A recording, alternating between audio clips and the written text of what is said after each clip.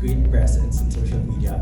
Especially, much of your content is about giving us a closer look into your life as a voice talent, and I'm such a big fan of it. So, Thank you. especially now, I'm interested in asking, in line with your preparations and in approaching a role as big as this. This is such a career milestone for you, and I can only assume that this will open so many more doors in the future for you.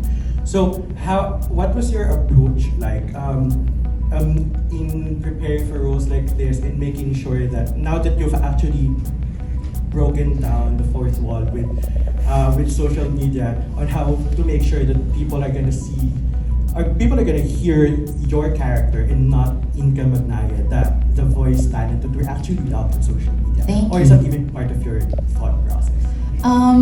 I guess so. When you put it that way, because I'm gonna rewind a little bit to the pandemic times. I really wanted to make something like this happen, to be able to open doors for me so I can do voiceovers for projects like this. And I remember having a conversation with my mom during the pandemic, like right when it started, and we were in the lockdowns. And I kind of had like an aha moment where I asked my mom, "Ma, can you think of like a viral, when you think of like people who are viral now, can you think of a viral dancer, a viral chef, a viral like a model, a viral singer, or you know, all these things, creators, pranksters." I said, "Can you think of a viral voiceover?" And then mom thought for a second, she goes, "No, I can't." I said, "That's gonna be me." So when people think of voiceover here in the Philippines, I want them to think of me first.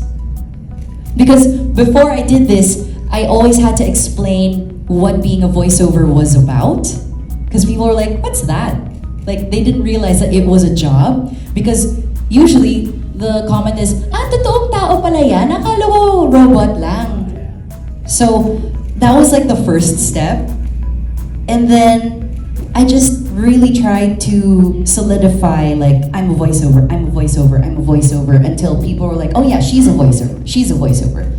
So when Bonch said that I was the only one they thought of, I thought of all those years, because it's been 3 years since I started my TikTok, where I was like, I did the work for this. I planted the seed for this.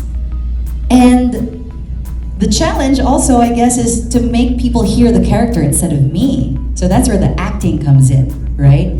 And now that's something I'm trying to explore, the more of the acting side. So I think it's still a work in progress. See, my brain's not here. Still a work in progress. I'm still trying to process everything.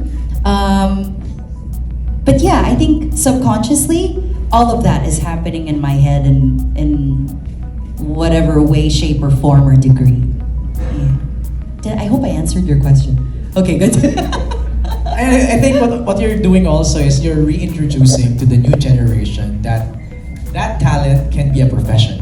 Yes. Diba? Yes, you can't use your voice. Right. Like singers do. Right, Yeah. right. So it's something that they can probably learn or develop. Yes. Yeah. So you're starting a revolution for the new generation. But there's so many amazing voiceover talents here in the yes.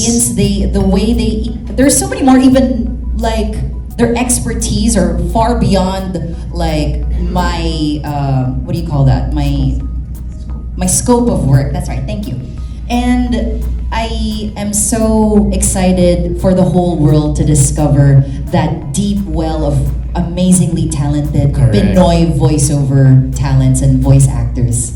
Correct. Hindi lang animators, hindi lang actors, hindi lang singers, yung voice talent din. Yes. Thank you very much for gamely answering the questions. Maraming Thank salamat you. sa ating friends Thank from the you, thank press. you.